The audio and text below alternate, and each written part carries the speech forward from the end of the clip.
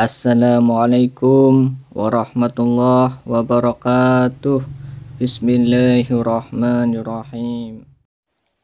Pada zaman dahulu, di ujung timur Pulau Jawa terdapat sebuah kerajaan yang sangat makmur.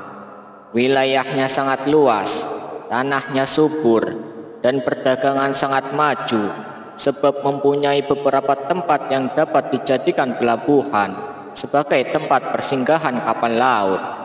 Tentu saja banyak pedagang dari luar negeri yang datang untuk berniaga. Pemerintahannya sangat teratur, undang-undang dan peraturan dijalankan dengan tertib. Nah, negeri manakah itu? Kalian tentu tahu, sebab nama negeri itu masih melekat pada wilayah tersebut sampai sekarang. Negeri itu adalah Kerajaan Blambangan, satu-satunya kerajaan di Pulau Jawa yang masih memeluk agama Hindu-Buddha sesudah Kerajaan Majapahit jatuh dan Kerajaan Islam di Demak berdiri. Pada suatu hari, negeri itu tampak sepi. Para petani enggan turun ke sawah mengerjakan tanah miliknya. Mereka juga tidak pergi ke ladang. Para pedagang tetap berada di rumah, tidak ada niat untuk pergi ke pasar atau ke tempat perniagaan lainnya.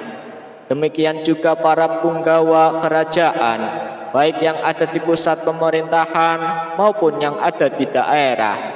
Tetapi kesepian itu selalu diwarnai dengan suara tangis yang memilukan. Kadang-kadang hanya terdengar suara isak tangis yang tertahan. Mereka sedang meratapi nasib malang yang menimpa keluarga mereka. Apakah itu? Ya, negeri Blambangan sedang diserang wabah penyakit yang sangat dahsyat. Entah penyakit apa itu, tidak ada seorang pun yang tahu.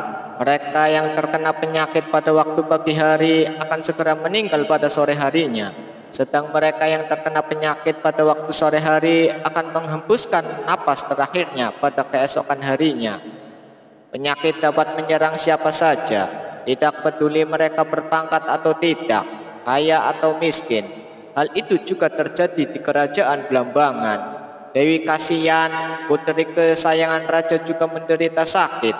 Penyakitnya semakin parah, tetapi untung tidak segera meninggal. Raja menjadi sangat sedih. Baginda sudah berusaha mengobati putrinya, tetapi sia-sia saja. Putri tetap dalam keadaan sakit, padahal Baginda sudah memanggil tabib yang pandai di seluruh kerajaan. Baginda kemudian memanggil Patih Bajul Sengara untuk diajak merundingkan nasib putrinya.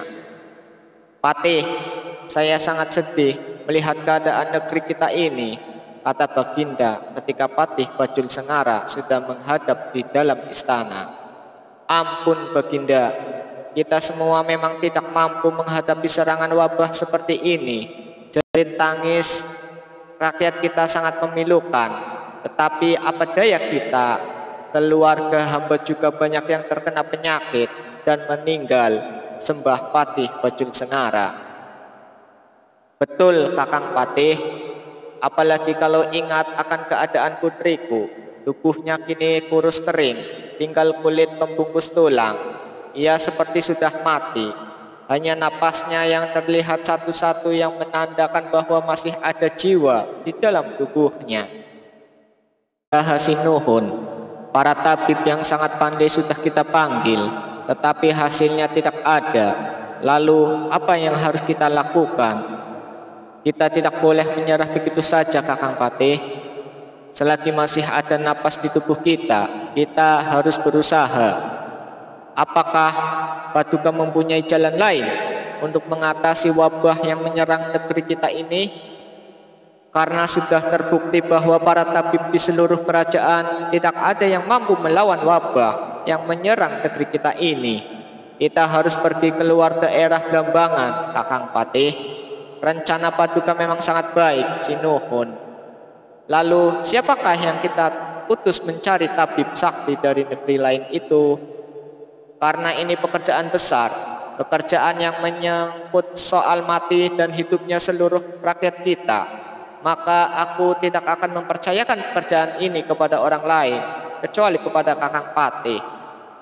Terima kasih atas kepercayaan Paduka kepada hamba. Kapankah hamba diperkenankan berangkat? Mengapa tidak sekarang?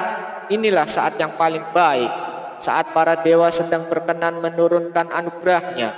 Baiklah, hamba mohon diri untuk segera berangkat ke daerah barat mencari tabib yang sangat sakti.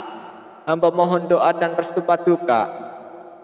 Biarlah hasil tapaku selama 1 tahun sebagai pengawal perjalananmu. Semoga para dewa melindungimu. Patih Bajul Sengara menyembah lalu mengundurkan diri dari hadapan raja. Ia bergegas meninggalkan Blambangan. Dengan sengaja ia tidak singgah di Kapatihan untuk menghindarkan hal-hal yang tidak diinginkan. Ia tahu bahwa singgah di rumah berarti memperlambat perjalanan. Ia hanya berpesan kepada salah seorang punggawa agar disampaikan kepada istri serta anak-anaknya bahwa ia pergi menunaikan tugas kerajaan mencari tabib sakti. Untuk memudahkan pencarian tabib yang dimaksud, Patih Bajul Sengara sengaja berjalan kaki menuju ke arah barat. Ia tahu bahwa di daerah barat dari Blambangan masih banyak para pertapa yang sangat sakti, yang bertempat tinggal di pucuk-pucuk gunung yang tinggi, yang sulit dicapai oleh manusia biasa. Perjalanan Patih negeri Blambangan itu dilakukan siang dan malam hari. Ia baru berhenti apabila dirasakan tubuhnya sudah sangat lelah. Istirahat yang diambilnya juga hanya sekedarnya saja. Untuk itu ia tidak memilih tempat, kadang-kadang di tengah hutan, di tengah perladangan penduduk, dan tidak jarang di tepi jalan. Sekali dua